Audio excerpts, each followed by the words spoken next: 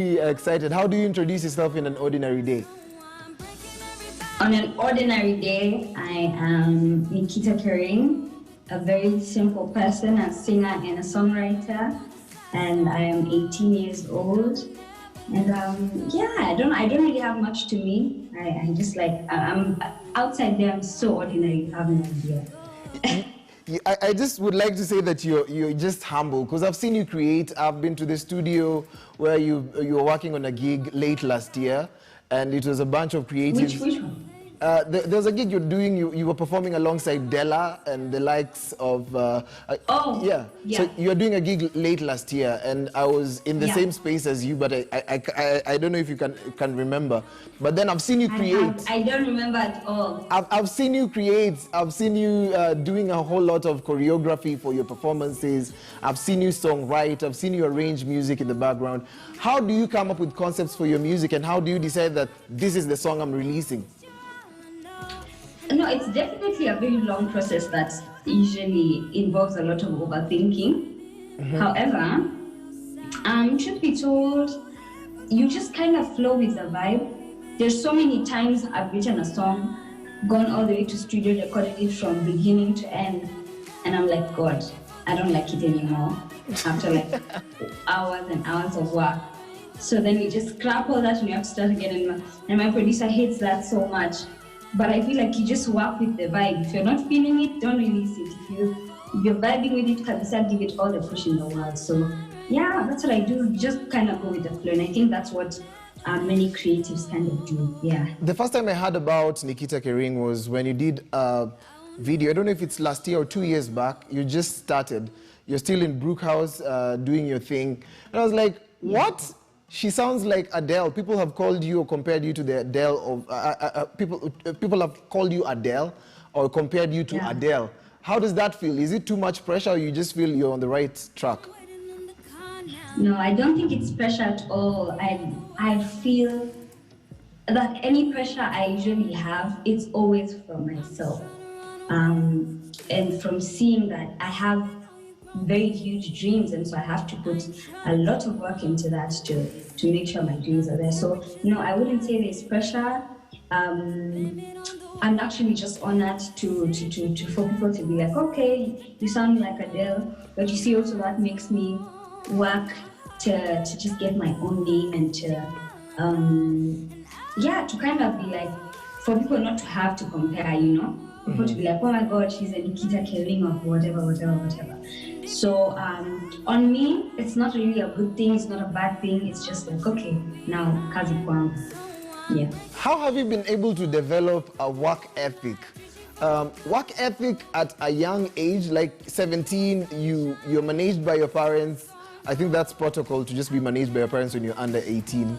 But then now you've taken shape, you wake up early for your interviews, you schedule for stuff. How have you been able to develop this work ethic? Because so many young people are like, I'll start singing when I'm like 25, and then maybe I'll grow into a superstar when I'm like 30, and maybe it's too late before they realize their dreams. How has it been for you, and just developing a schedule and having work ethic? Because you call people directly, some you handle, you let your management handle. How has it been for you though? It's definitely been tough. However, just like I said earlier, I think I see the fact that I have so much work to do. I'm just starting, so this is all stuff that you have to do really early on. And now I'm no longer managed by my mom. I'm no longer managed by my mom. Actually, I think my mom stopped managing me just when I was just about to turn 18. And so new management and with people like on your radar every single day, you have to be like really quick. But I think just organizing my time, that has made things a lot easier. It's just made things a lot easier. Knowing your sacrifices, having the right people around you, having friends who understand that I'm a very busy person. It's another thing. So yeah, that's how I've been able to do it. I don't think it's been too hard yet. I think it's gonna be extremely hard when I start touring and stuff. In fact, the times that it's usually really hard, it's when I have concerts and I have gigs, because I'm always keeping myself pressure to vocally keep working on myself. That's what I do every single day, and I just keep practicing on my vocals and making sure that everything is good. Because I mean, after I leave the Kenyan industry, I'm competing with vocal geniuses everywhere around the world, and people can't sing, you know. So you can't just be easy. Okay, we're just about to talk about your participation in Empowered by Mr. Easy, and of course your Afrima Awards. But there's a time you posted that you have a crush on Mulamwa. Bado your crush iko ama? Oh God. Oh, mom is watching. You're not gonna say that. No, my mom doesn't even care. The thing is, that was a joke. And I don't know how people didn't realize. I think I need to work on like my sarcasm phase. But of course it was a joke. But big ups to Mulamwa. I find it so funny. So that's why I think that's why it popped into my mind. So I thought, what's the funniest, weirdest guy that I can think of? And then I thought of Mulamwa. So yeah, we still talk. He's a really cool person. He has a life. He even has a relationship. So I'm nowhere in that picture, but he's amazing. But a crush is just harmless. I believe it's not supposed to advance into anything. But Ulisha Sema, so that's what a crush is. Yeah. When you have a crush on someone that you think you have a chance, you don't go. They're not even supposed to know that you have a crush on them. No, I'm not slacking. That's not how it's supposed to be. I'm not slacking. I'm just doing my job here. So, what are you listening to right now? Because people want to know how your playlist looks like. You could mention like your top 5, could be international or local. We just would like to know how your playlist looks like at the moment. My playlist is okay. First of all, the one thing I've been really jamming to is the new Saudi Soul album, The Midnight Train. I feel like it's the one album. You know, I never listen to albums like ever. I usually just pick an artist, this song, So it's the first ever album that I feel like worked so well and cohesive, and there were so many hit songs in it. It was so beautiful. So I would say, yeah, definitely the Midnight Train album. Definitely a lot of Rema. I listen to Rema so much because I just love how young he is and the fact that he's really into uplifting his generation and stuff like that. I also listen to I listen generally to a lot of like Rihanna and Beyonce. I feel like everyone did at some point.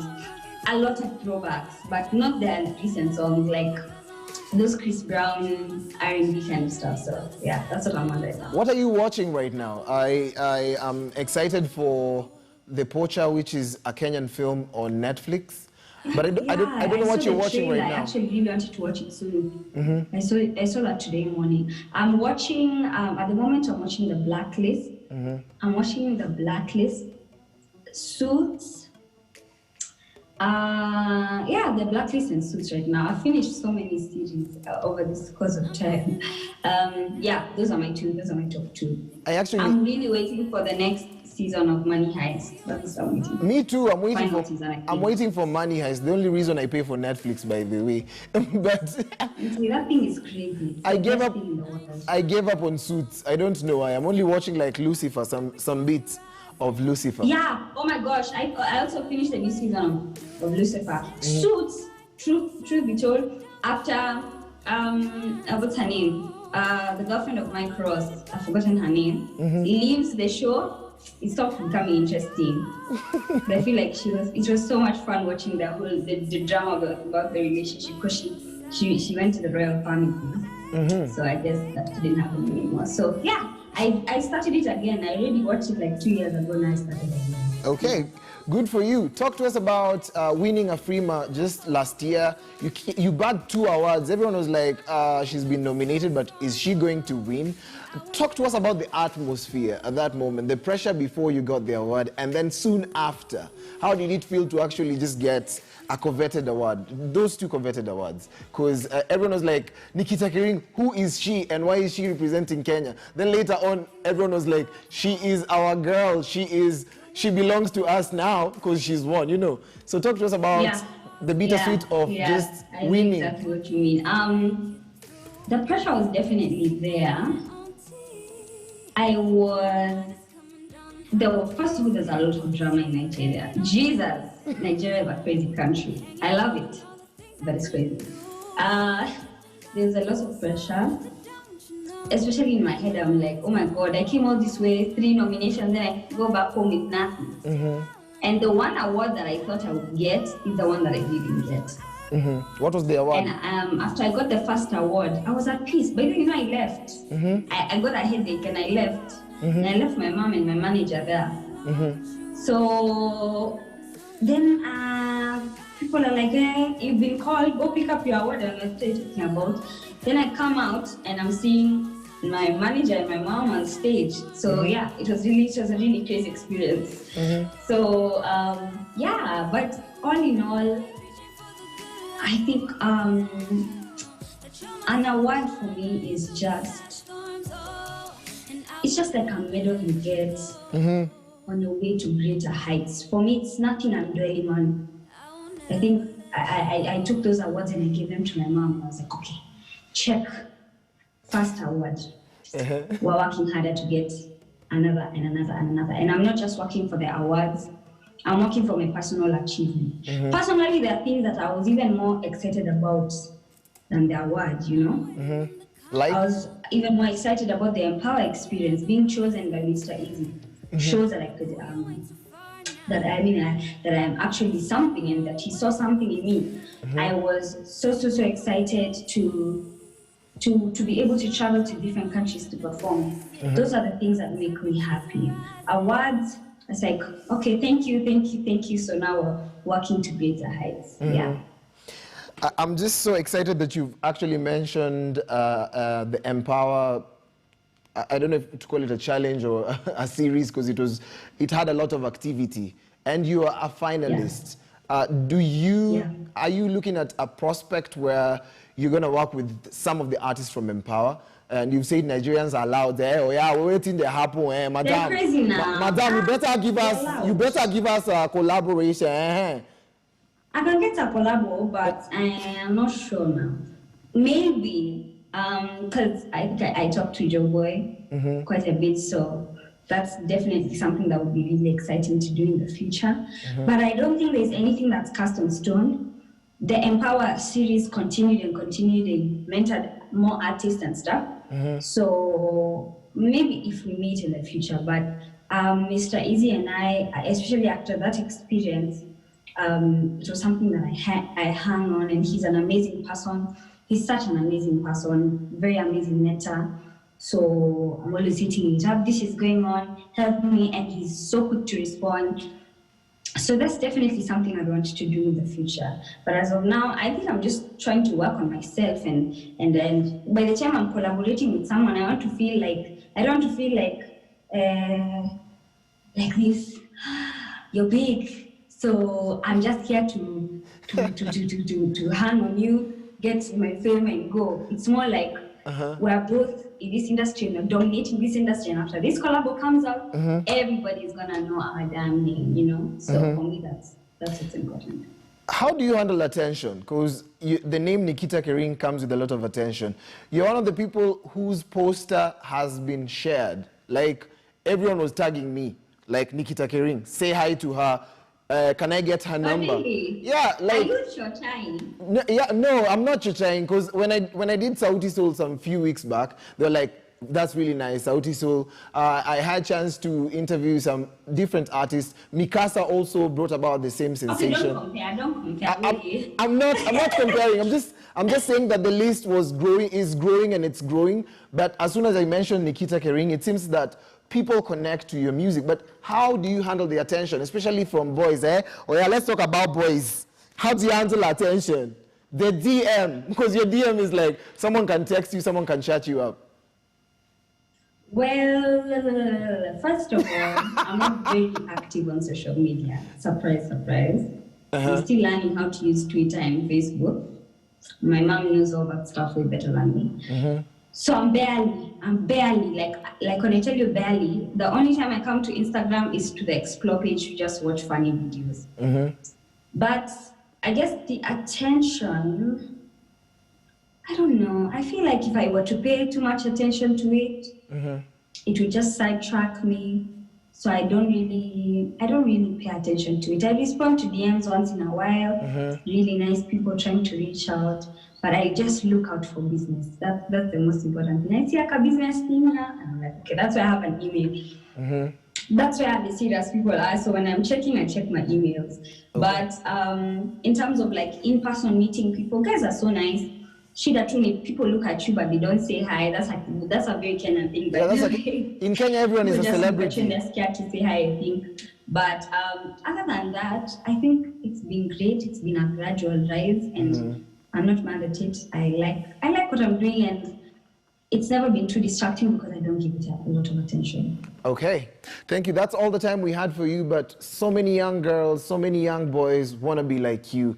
Others are even slightly older than you, or even way older than you, but you tend to inspire. There's that form of inspiration that oozes out of your name and your personality. Give us your parting shot.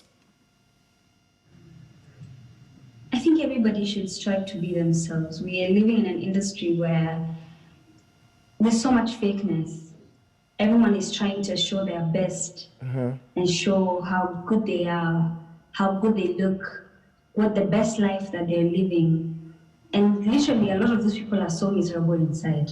A lot of creatives are writing music that they don't even believe in just so that they can hit. But that's not happiness. I think happiness in this industry is knowing yourself and being yourself. And after you've done that, you're going to love your job so much. Yeah. Thank you so much for waking up really early to be on this show. It's not so early. It's actually really early for guys who sleep way late like I do. Thank you very much for creating time to be here with us. I often leave someone with a parting shot myself, like just a direct message to you, is that you need to always maintain your class. Like, don't lower the standards because maybe a deal has come and you feel like maybe it's way bigger than I am. If Adele comes and says she wants a collabo, she better know that she's working with Nikita Kering. So that's my well wish to you. That's good advice. That's good advice. Thank you. Hi, cheers. You have a good morning.